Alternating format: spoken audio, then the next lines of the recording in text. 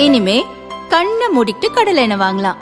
ஏன்னா மந்த்ரா கடலை எண்ணெய் இதயத்தின் தயாரிப்பு. வறுக்க பொரிக்க ஏன் எல்லா சமையலுக்கும் மந்த்ரா தான். மந்த்ரா கடலை எண்ணெய், அபார ருசி, ஆரோக்கியமான உடல் நலம்.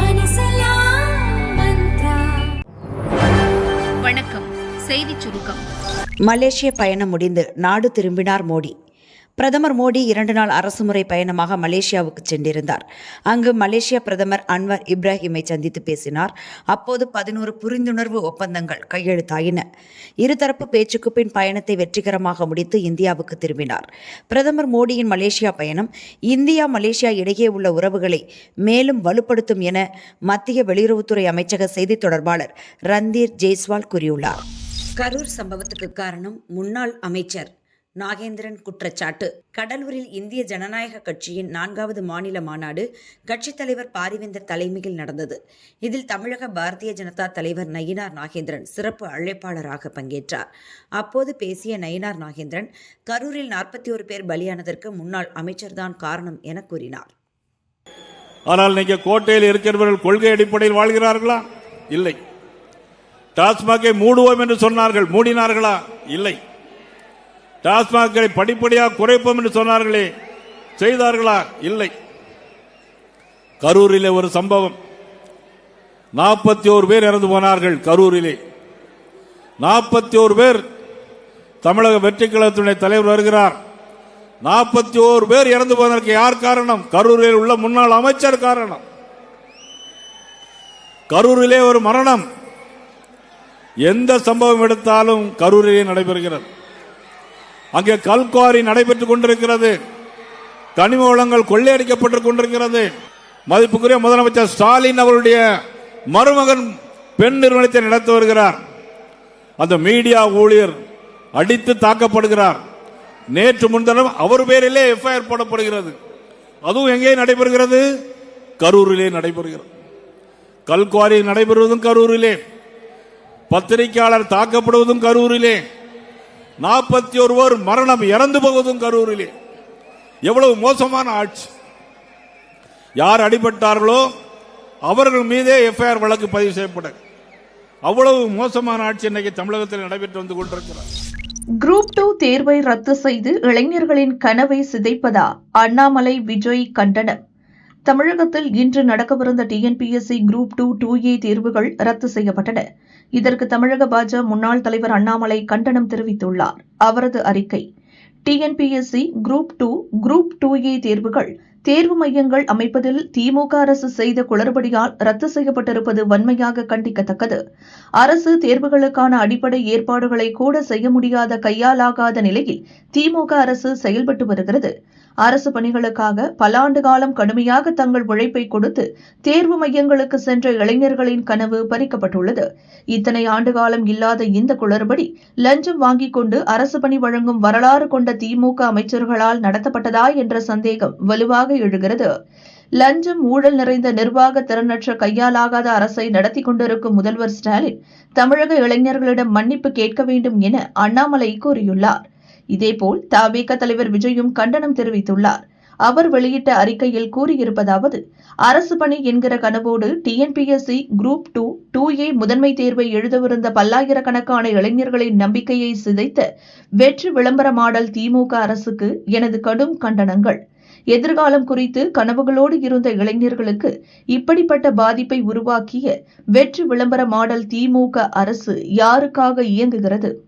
இளைஞர்களுக்கு நல்லதொரு நம்பிக்கையான எதிர்காலத்தை உருவாக்கி கொடுக்காத இந்த அரசு இருந்து என்ன பயன்? தேர்வு திடீரென ரத்து செய்யப்பட்டது கபட நாடக திமுக அரசின் நிர்வாக திறமையின்மையை வெளிச்சம் போட்டு காட்டுகிறது. ஏற்கனவே நகராட்சித்துறையில் வேலைக்கான தேர்வில் நடந்த முறைகேடுகள் வெளிவந்துள்ளன. இந்நிலையில் டிஎன்பிஎஸ்சி நடத்தும் இந்த தேர்வு ரத்து செய்யப்பட்டதன் பின்னணியில் என்ன நடந்திருக்குமோ என்ற ஐயம் எழுவது இயல்பே. இன்னும் எந்த மிகப்பெரிய முறைகேட்டை மறைக்க இது நடந்துள்ளதோ என்ற சந்தேகம் எழாமல் எப்படி இருக்கும்? இதற்கு உரியவர்கள் உண்மையை நேர்மையாக சொல்ல வேண்டியது அவர்கள் கடமை என்பதை மறந்துவிடக்கூடாது. எனவே வரும் காலங்களில் இதுபோன்ற தவறுகள் நிகழா வண்ணம் தக்க நடவடிக்கை எடுக்க வேண்டும். வெற்றி விளம்பரத்தால் மட்டுமே இயங்கிக் கொண்டிருக்கும் இந்த அரசுக்கு வரும் சட்டசபை தேர்தலில் தமிழக இளைஞர் பட்டாளம் வெகுண்டெழுந்து ஜனநாயக முறைப்படி தக்க பாடம் புகட்டுவது உறுதி என விஜய் கூறியுள்ளார். நீட் தேர்வு தேதி அறிவிப்பு இன்று முதல் விண்ணப்பிக்கலாம். டைட்டில் தமிழ் உட்பட 13 மொழிகளில் நீட் தேர்வு எழுத அனுமதி.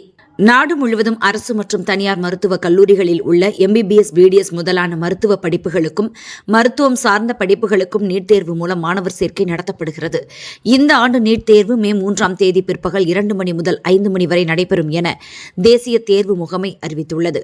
தமிழ், ஆங்கிலம், ஹிந்தி உட்பட 13 மொழிகளில் நடைபெறும் இந்த தேர்வுக்கான இணையதள விண்ணப்ப பதிவு இன்று தொடங்கியது. வரும் மார்ச் 8 வரை neet.nta.nic.in என்ற இணையதளம் வாயிலாக மாணவர்கள் தேர்வுக்கு விண்ணப்பிக்கலாம். பொதுப்பிரிவுக்கு 1700 ரூபாய், பிற்படுத்தப்பட்ட மாணவர்களுக்கு 1600 ரூபாய், SC/ST பிரிவுக்கு 1000 ரூபாய் என தேர்வு கட்டணம் நிர்ணயிக்கப்பட்டுள்ளது. விண்ணப்ப கட்டணத்துடன் GST மற்றும் சேவை கட்டணம் கூடுதலாக வசூலிக்கப்படும். விண்ணப்பிக்கும் முறை, கட்டணம் உள்ளிட்ட தகவல்களை 011-40759000 என்ற தொலைபேசி எண்ணில் தொடர்பு கொண்டு அறிந்து கொள்ளலாம் என தேசிய தேர்வு முகமை அறிவித்துள்ளது. கடந்த 2025 மே 4 தேர்வு நடத்தப்பட்டு ஜூன் 14 முடிவுகள் வெளியிடப்பட்டன. அதேபோல் இந்த ஆண்டும் ஜூன் 2வது வாரத்தில் தேர்வு முடிவுகள் வெளியாகலாம் என எதிர்பார்க்கப்படுகிறது. எங்க குலசாமியே ஐயா, எங்களை காப்பாத்துங்க. EPS கண்டு ஓடி வந்த விவசாயி. தஞ்சாவூர் வண்ணாரப்பேட்டையில் அதிமுக பொதுச் செயலாளர் பழனிசாமி விவசாயிகளை சந்தித்து அவர்களது குறைகளை கேட்டார். வயல்வெளிகளுக்கு இடையே அவர் சென்றபோது விவசாயி கலியராஜ் என்பவர் கையில் காய்ந்த பயிருடன் ஓடி வந்தார். பழனிசாமியை நோக்கி வந்த அவர், தண்ணீர் இல்லாமல் பயிர் கருக தொடங்கிவிட்டது என கண்ணீருடன் கூறினார். இதனால் சம்பா, தாளடி பயிர்கள் தண்ணீர் இன்றி பாதிக்கப்பட்டுள்ளது. அணையில் இருந்து கூடுதலாக 15 நாட்களுக்கு தண்ணீர் திறக்க வேண்டும் என விவசாயிகள் கோரிக்கை விடுத்தனர்.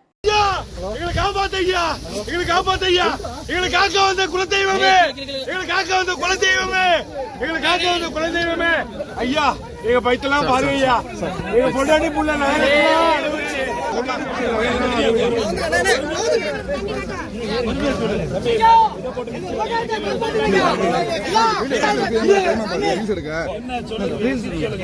தண்ணி இல்லாம இல்லையா? இதெல்லாம் மோட்டர் வச்சு ஆத்துல மோட்டர் கை அடைச்சு கொண்டு போய் தண்ணி வந்துருக்கீங்களா? தண்ணி பண்ணிட்டாங்க. தண்ணி இல்லாம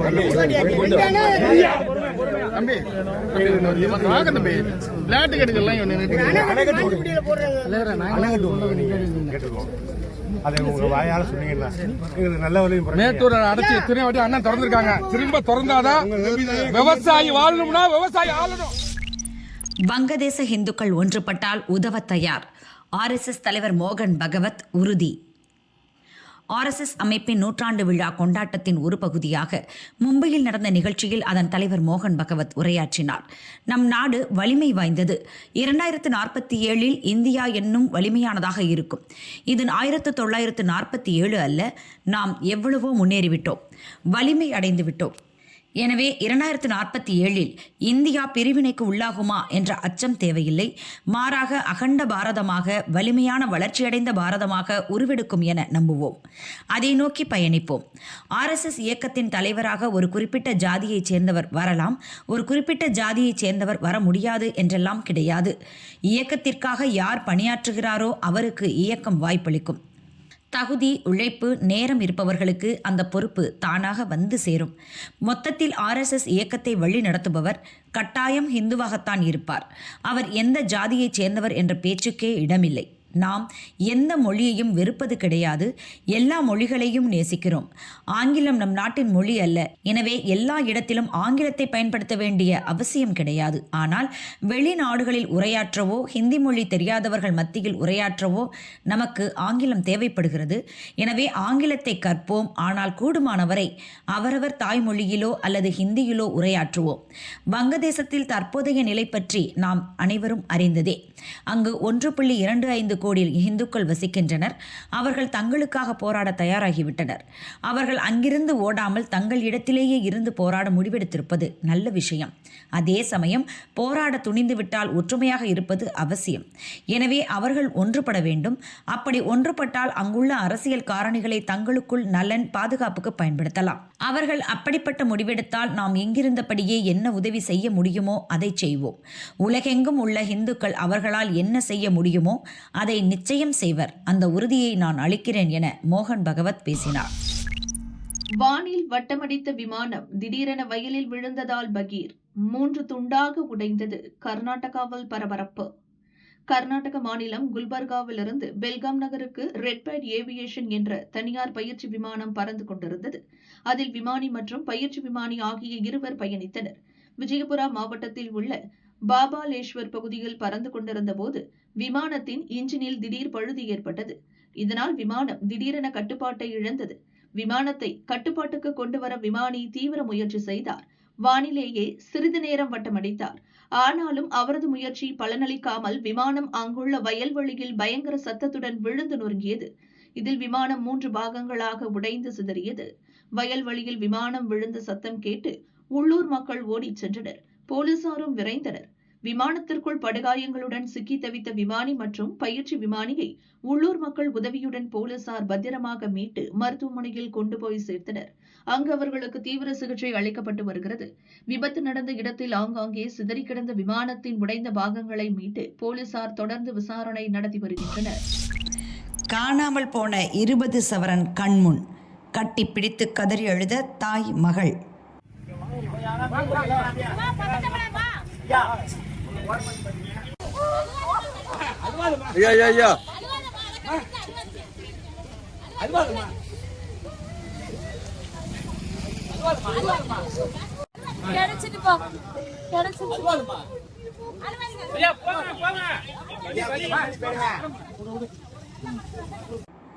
சென்னை கூடுவாஞ்சேரியைச் சேர்ந்தவர் ராதாகிருஷ்ணன் தனது மனைவி மகளுடன் திருவாரூர் சென்றார். அங்கு உறவினர் வீட்டு புதுமனை புகுவிழாவில் பங்கேற்றனர். வரும் மார்ச் 8ஆம் தேதி ராதாகிருஷ்ணன் மகள் அட்சயா தேவிக்கு திருத்துறைப்பூண்டியில் திருமணம் நடக்க உள்ளது. அதற்காக 1 கிலோ வெள்ளிப்பொருள் 20 சவரன் நகை சென்னையிலிருந்து வாங்கி வந்திருந்தனர். திருமணத்துக்கு இன்னும் ஒரே மாதமே உள்ள நிலையில் அதனை உறவினர் வீட்டில் பாதுகாப்பாக வைக்க முடிவு செய்தனர். நகை வெள்ளி பொருட்களை ஒரு கட்டைப்பையில் போட்டு ஆட்டோவில் எடுத்துச் சென்றனர். ஆட்டோவின் பின்பக்கம் வைக்கப்பட்ட பை ரோட்டில் தவறி விழுந்ததாக தெரிகிறது. ஆட்டோவில் இருந்து இறங்கிய பிறகே பை ரோட்டில் விழுந்தது தெரிய வந்தது. இதனால் ராதாகிருஷ்ணன் குடும்பமே இடிந்து போனது.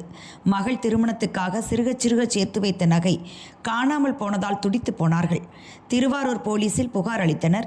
இதற்கிடையே ரோட்டில் விழுந்த கட்டைப்பையை தூய்மை பணியாளர் துரை என்பவர் கண்டெடுத்துள்ளார். திருவாரூர் நகராட்சி அதிகாரிகளுக்கு தகவல் கொடுத்தார்.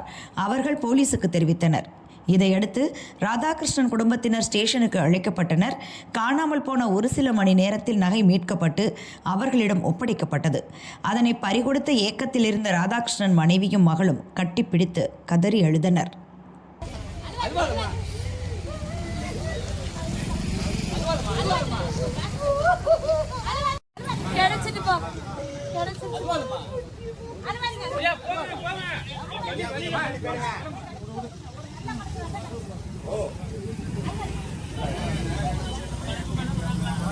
நான் கூட வச்சுட்டு போயிட்டேன். வீட்டுல பாத்து இருக்கிற பையனுக்கு போன் பண்ணி சொல்லியிருக்கேன்.